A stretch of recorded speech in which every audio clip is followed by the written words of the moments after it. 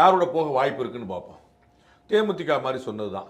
திமுக கூட போகிறதுக்கான வாய்ப்பு கம்மி. ஏன்னா அவங்க வந்து டாக்டர் ஐயா அவர்கள் வந்து இன்னைக்கு வரைக்கும் திமுக உயர்த்தி பேசலை. இந்த சீசனில் வந்து ஃபுல்லாக கம்ப்ளீட்டாக வந்து அவர் கடுமையான விமர்சனங்களை முன் வச்சுட்டு இருக்கிறார். தேமுதிக கூட போனால் அவருக்கு சீட்டு கிடைக்கும், ஓட்டு கிடைக்காதுன்னு அவருக்கு தெரியும். அதாவது எம்எல்ஏவாக கன்வெர்ட் பண்ண முடியாதுன்னு தெரியும்.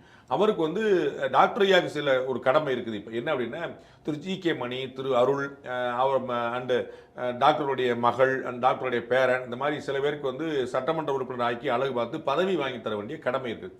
அது இல்லைன்னா அவர் இவ்வளோ தூரம் போராடி சண்டை போட்டு அர்த்தம்ல, அவர்களுக்காக கூடவே நின்று அர்த்தம் இல்லை. திரு ஜி.கே. மணி அவர்கள் கூடவே நிற்கிறாரு, திரு அருள் அவர்கள் கூடவே நிற்கிறாரு. மகளுக்காக தான் இவ்வளோ பெரிய பிரச்சனை இருந்துச்சு, பேரனுக்காக தான் அவனை மையப்படுத்த அவ்வளோ பிரச்சனை இருந்துச்சு. அப்படிங்கும்போது அவருக்காக தன்னுடைய பேரனுக்காக அது மாதிரி கொடுக்கணும் வரும்போது அவங்க எல்லாருமே எம்எல்ஏ ஆக்கி அழகு பார்க்கணும் பார்ப்பார், சீட் வாங்கி தரணும் பார்ப்பார். அப்போ போட்டியிடுறதுல இல்லை பெரிய மேட்டர், செலவு. அப்புறம் வெல்றது தான் முக்கியமான மேட்டர், அதுக்கு எடுத்து கொண்டு வரணும். அப்போ வந்து அவங்க வந்து திமுக பக்கம் போக முடியாது, தாவேகா பக்கம் போனால் வந்து எம்எல்ஏ ஆக முடியுமான்னு தெரியாது. அப்போ அதிமுக கூட்டணி தான் ஆப்வியஸாக இருக்கும்.